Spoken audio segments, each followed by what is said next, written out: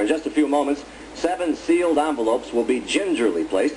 In each envelope is a team logo. The Hawks, the Warriors, the Pacers, the Clippers, the Knicks, the Kings, and the Supersonics. They draft. The number 1 pick in the draft will certainly be Patrick Ewing, the 3-time All-America out of Georgetown.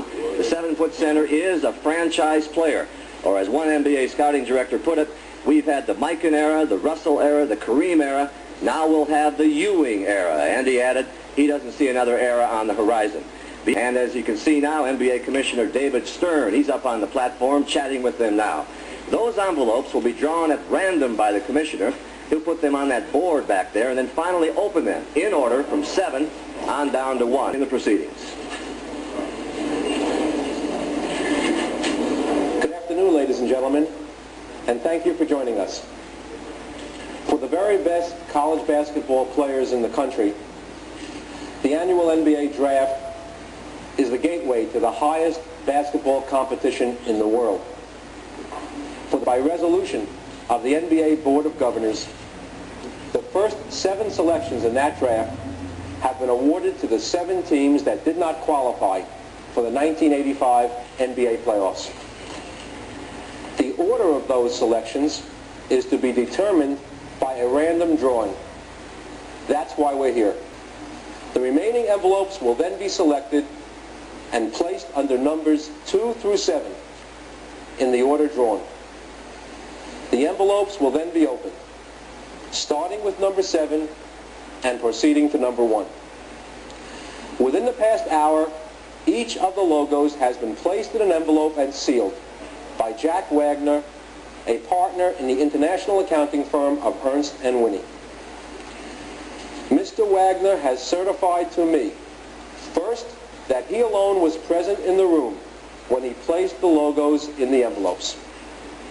Second, that he has since maintained continuous and exclusive possession of the envelopes.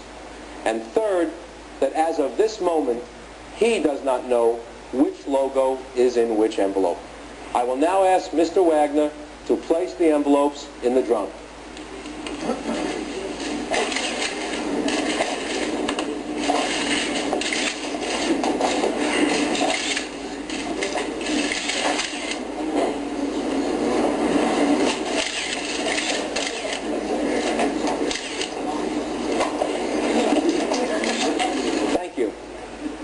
Will now be turned to further mix the envelopes, and then I will conduct the drawing.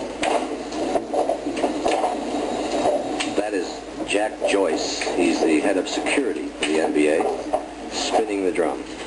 About 6 turns, I think.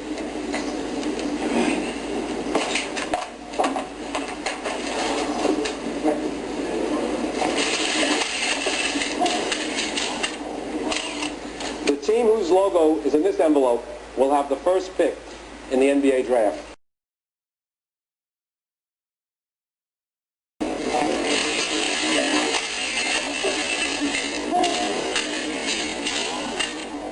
Pick in the 1985 NBA draft goes to the Indiana Pacers.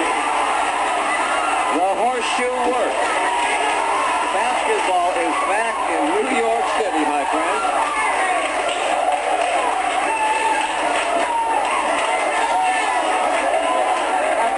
Pick in the 1985 NBA college draft.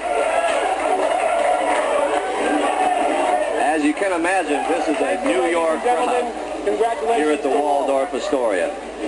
And I don't think David Busher believes it yet. Well, maybe he does by now. He's got the card. And I think he's in shock. Ginobili on the pass, kicks inside, misses the layup. He's pleading for foul, and now a late whistle. Tim Donahue, outside official, made the call late. No,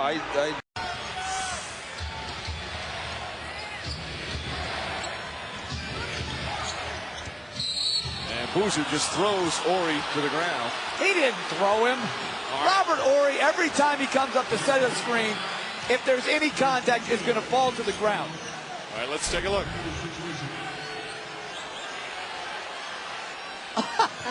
Oh, my.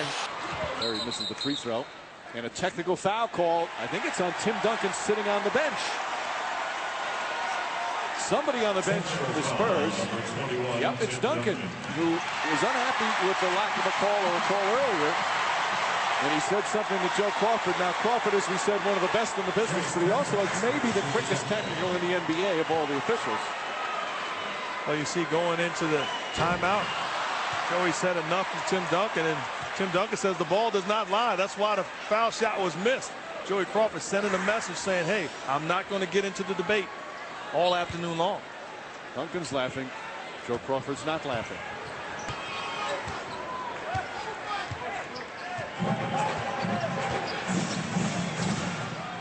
Harris again to the basket.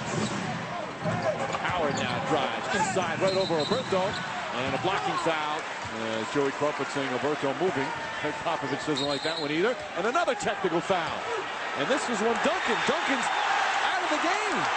He's thrown Duncan out of the game. In the third quarter, led by 15. They cut it to 7 at the end. No call.